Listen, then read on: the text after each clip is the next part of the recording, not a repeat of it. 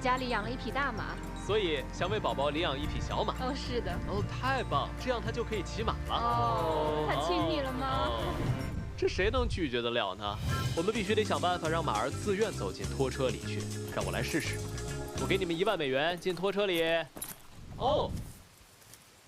他们还真听话。哦，真的上去了。你们本来只想找1匹，结果领养了2匹。迷你马就像薯条一样，来的越多越好。是的，按理说我不应该再多带1匹小马回家的，但我真的就是无法拒绝。你是想带走3匹吗？装满整个拖车。2周前他们还要工人宰割，现在却找到了温暖的家。你们会好好宠爱他们的，对吧？哦，当然了。哦，探呐，这太棒了！这个视频很有意义。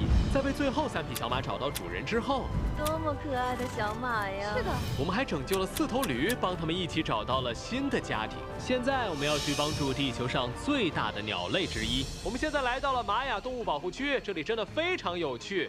因为它一直依靠直播为该保护区筹集资金，人们可以通过打赏为动物们购买零食和小玩具。通过观众们打赏挣的钱，不仅可以为动物们提供食物，还能为这个动物保护区提供资金。保护区生活了大量珍稀动物，而玛雅一生都致力于为这些动物恢复种群。看吧，这里就是绒猴的围栏，上面那只叫默默，好可爱。它很喜欢看视频，你只要给它放一段小视频。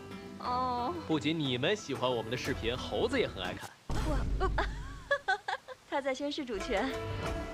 这是小牛维尼，为了给这个非盈利的保护区筹集资金，小牛维尼当上了全天候吃播博主。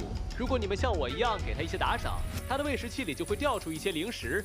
用这种非常酷炫、创新的方法来维持并不断扩大这个庇护所，真的非常棒。他很喜欢当吃播。我们来这里是为了帮助儿苗提提，他怎么样？你感觉怎么样啊，提提？提提目前和我们的马、牛、驴一起住在这里。正如你所见，提提完全把自己当作一匹马，这很糟糕。提提很可能被其他动物的蹄子踩伤，所以我和劳氏公司与玛雅一起建立了一个儿苗保护区。不过还没建成，那让视频剪辑来帮忙吧。诚挚的感谢劳氏公司，他们帮我实现了这个项目。这片地区遭遇洪水以来，劳氏公司一直在实地提供帮助。现在该保护区将成为劳氏公司今年救助90万平方米土地目标的其中一部分。我们还能怎么帮助提提？我们得在这里建起栅栏。我以前从来没有见过栅栏。好的，开始铺栅栏了。玛雅，你剪得很轻松啊。玛雅哈，你这样显得我很弱。只要社区有需要，劳氏都会提供帮助，即使是为提提建围栏这种小事。把这株植物种下去，挖个坑，就在那里。好的，长官。你需要挖出一个椭圆形的坑。